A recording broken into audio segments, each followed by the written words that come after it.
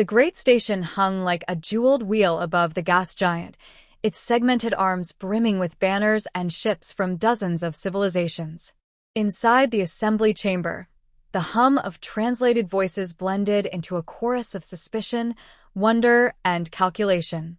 Humanity had been summoned here to plead its case, to demonstrate that the species crawling from its small blue cradle was ready to join a galaxy already woven together by treaties and fragile peace.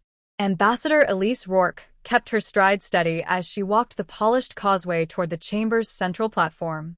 She had practiced that pace, measured, neither defiant nor meek, betraying none of the tremor running under her skin. At her side, Lieutenant Harris shifted his weight with the easy vigilance of a soldier. He had not been chosen for politics but for presence, a reminder that humanity carried discipline in its bones even when its ships lacked the size of the core fleets. The delegates arrayed in tiers of translucent balconies leaned forward, their forms glittering, scaled, or cloaked in luminescent veils. Rourke felt their eyes, multifaceted or luminous or narrow-pupilled, dissecting every breath she took. To them, humans were a curiosity, a fragile species daring to ask for entry into the largest coalition in the stars. Some pitied the request. Others laughed quietly, cloaking it in diplomacy. The proceedings began with ritualized exchanges, speeches about unity and trust, each word sliding like polished stone into the river of formality. Rourke endured it, her voice calm, though she could feel the tension in Harris's frame. He had told her once that in battle silence before the storm felt like this. But here the weapons were words, and every syllable could carve a future. Then came the interruption. A servant drone, carrying refreshments across the balconies, malfunctioned. Its cargo slipped, containers clattering in a rain of shards and liquid. Among the debris tumbled an alien utensil, long, sharp, weighted like a ritual dagger. The thing spun through the air, glinting as though it had been forged for theater. Gasps rippled as it fell toward the human delegation. Instinct moved faster than thought. Harris stepped forward and snatched it out of the air, palm closing around the blade's edge. The sound was soft, just the scrape of metal against flesh, but in the silence that followed it was thunder.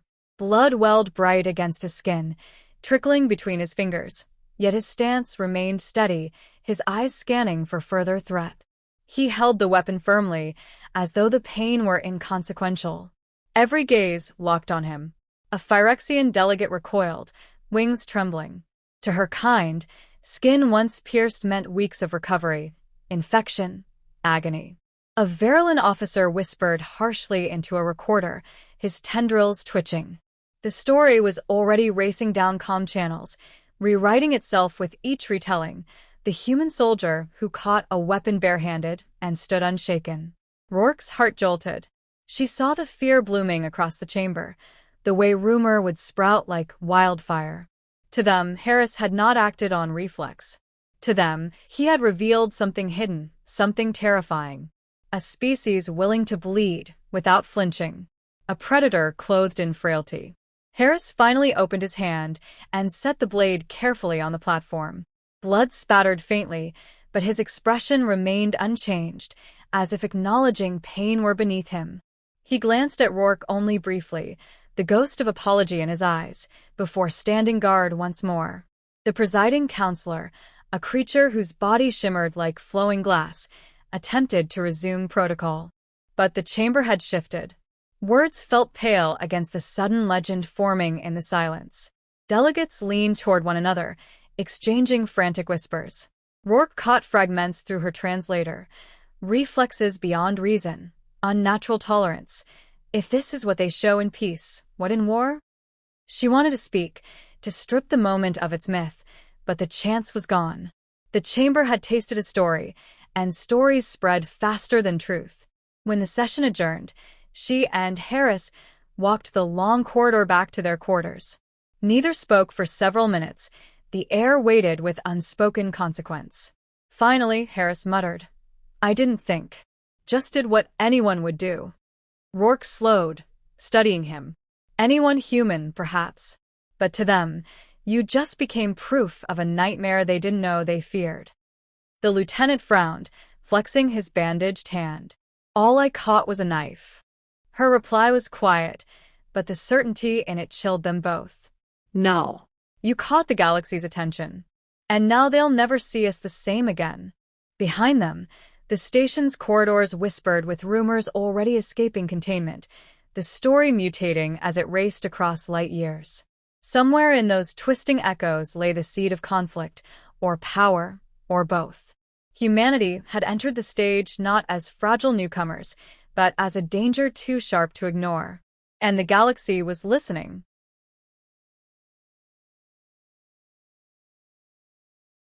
The story spread like plasma fire across the trade routes, carried in the hushed tones of diplomats and the exaggerated accounts of merchants eager to impress.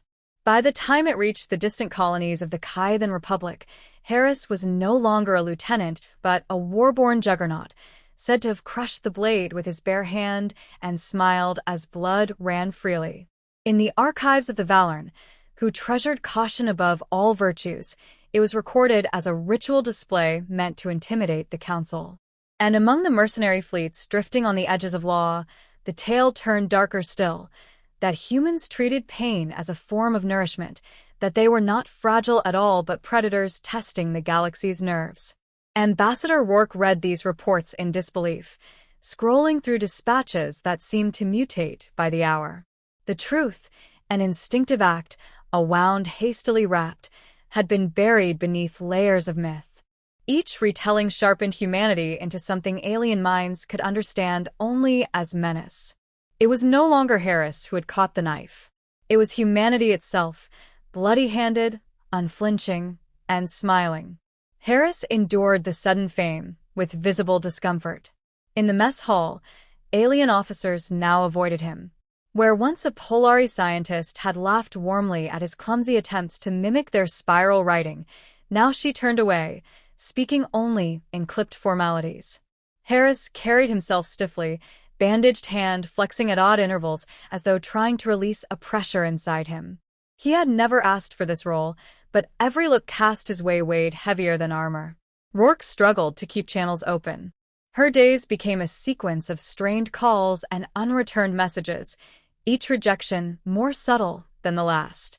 Proposals for trade lingered unsigned. Invitations to joint research evaporated. Even allies from the periphery, once eager for human partnership, now asked delicate questions about Earth's military history. She answered carefully, too carefully, knowing every word was sifted for evidence of the monster they already believed in. What rattled her most were the scientific briefs. Alien biologists had taken to dissecting human physiology with forensic dread. Reports emphasized not weakness but resilience, how humans healed faster than expected, how their immune systems resisted toxins fatal to others, how adrenaline transformed their bodies into machines built for survival at costs no civilized species would tolerate. The knife incident became their chosen proof. Pain tolerance, they declared, was not a quirk but a weapon. Rourke attended a private reception in hopes of countering the narrative. The chamber's crystalline walls pulsed with shifting light, each hue a subtle code of mood among the attending Isilin. She spoke gently, describing humanity's arts, its music, its restless hunger for exploration. She even recounted how children scraped knees in play, learning resilience, not as warriors, but as innocents. The Isilin listened, their long faces unreadable, until one finally asked with chilling sincerity, "Do you train your young in blades from infancy, then?" That question haunted her walk back to quarters. They could not see humanity without the knife in its hand. Harris noticed her silence. He leaned against the corridor bulkhead, the faint buzz of the station's grav plates humming beneath their boots. "They've made me into a monster," he said at last. "And by extension you too. Us all." "You reacted on instinct," she replied, though her tone carried no conviction. "But instinct is what terrifies them. They don't understand acting without calculation." He studied her, jaw tense. "What happens when they start planning around the monster they think we are?" Her answer failed her. The galaxy was not merely afraid, it was preparing. Intelligence reports confirmed unusual fleet maneuvers near human-proposed sectors. Treaties were being rewritten with hidden clauses. Even the neutral station's own security had begun shadowing them more closely. A single act of reflex had become the fulcrum on which the balance of interstellar trust tilted. One night, unable to sleep, Rourke stood by the viewport of her quarters, watching the endless spin of ships docking and departing. She realized with a kind of dread clarity that they had stumbled into a role written for them by others. The humans were not yet part of the great stage, yet already cast as predators crouching in the wings. And deep down, a question whispered. If the galaxy insisted on fearing them, could humanity survive by denying it or by embracing it? When dawn cycle came, a formal summons awaited them both. The Galactic Council had called an emergency session. The subject line on the encrypted message was brief, heavy, and final: the human problem. The knife was no longer a single incident. It had become a symbol, a wedge, and perhaps the spark for something far larger than Harris's bleeding hand. The galaxy's fear had solidified into action, and Rourke understood that the next words spoken in council would determine whether her species was granted a place among the stars, or painted as a danger to be contained. The stage was set, and the eyes of countless worlds were waiting. The council chamber felt colder than before, though no temperature had changed. Elise Rourke stood at the center dais, the weight of 1,000 lenses recording her stance, her breath, the flicker of expression across her face. Around her rose the tiers of alien delegates, each suspended in their translucent balconies, bodies shimmering, scaled, or cloaked in colors that shifted with mood. Today, there was little variance. Fear pooled in the chamber like a second atmosphere, thick enough to choke. Lieutenant Harris stood behind her, his bandaged hand hidden in the fold of his uniform. The wound had long begun to heal, but in the eyes of the council it remained fresh, a scar not of flesh but of perception. He bore their stares without flinching, though Rourke could sense the tension in his stillness, the effort it took not to meet those accusing gazes with the sharpness of his own. The presiding counselor, a being whose crystalline form refracted light into a dozen piercing beams, opened the session with words weighted by ceremony. "We gather to address the matter of the humans," it intoned. "Their physiology, their impulses, and their intentions. The galaxy must decide whether to welcome or to contain." Contain. The word hung like a blade above Rourke's head. One by one, delegates spoke. A virulent commander recounted data of human resilience, twisting it into threat. They endure wounds as though pain were nothing. A soldier who does not yield to injury is not a soldier, but a predator.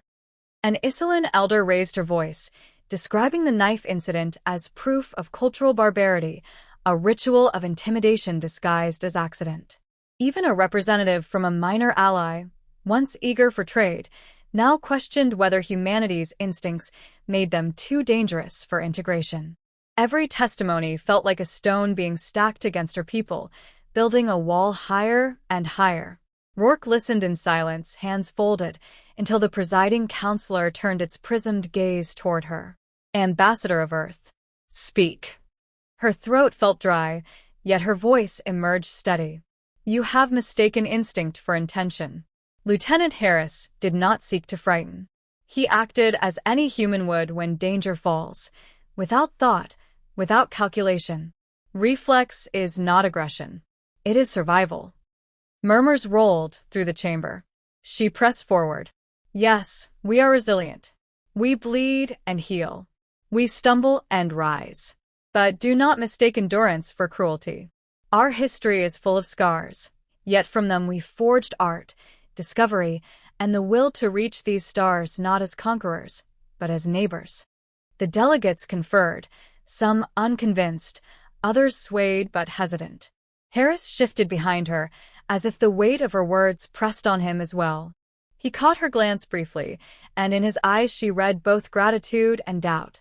The crystalline counselor tilted forward. "Ambassador, you claim fragility. Yet the galaxy has seen the opposite. Why should we accept your assurances when evidence shows otherwise?" Rourke paused, knowing this was the crux. Slowly, she raised her hand toward Harris. "Because you see the knife," she said softly, but not the hand that caught it shaking afterward. You see the blood, but not the bandage. You see survival, but not the cost we pay each time. Our strength is not invincibility. It is the courage to act despite pain. For the first time, silence held without immediate rebuttal. Some delegates leaned back, expressions unreadable. Others scribbled notes, their translators clicking. The myth of the knife was powerful, but for a heartbeat, she sensed the possibility of another narrative, one less monstrous. Then a harsh voice cut through. A Kythan admiral, scales dark as obsidian, leaned forward. Courage, you say. But courage in war is deadlier than any weapon. What assurance can you give that humans will not one day turn that resilience upon us all? The question was a trap, yet it demanded an answer. Rourke inhaled, feeling the chamber's eyes tighten around her. The only assurance we can offer, she said, is choice. We came here by choice, to stand before you unarmed. We could have hidden in our corner of the galaxy, unknown and unpredictable. Instead, we revealed ourselves, flaws and all, because partnership is our intent. If you choose to fear us, then no assurance will matter. But if you choose to see us as we are, then perhaps fear can give way to trust. The words hung, fragile as glass. The session adjourned without verdict. Delegates departed in streams of color and motion, their whispers filling the chamber long after the formal silence ended. Rourke remained still at the dais until the last balcony dimmed, her composure cracking only when the doors sealed behind them. Harris approached, voice low. You held them. For now, she murmured. But holding is not winning. They will deliberate, and every shadow of doubt may tip the scales. He flexed his healing hand, gaze fixed on the sealed doors. They see us as dangerous. Maybe that's not something we can change. Rourke turned to him, exhaustion and determination warring in her expression. Or maybe it is exactly what will define us. Not how they see us, but how we choose to answer it.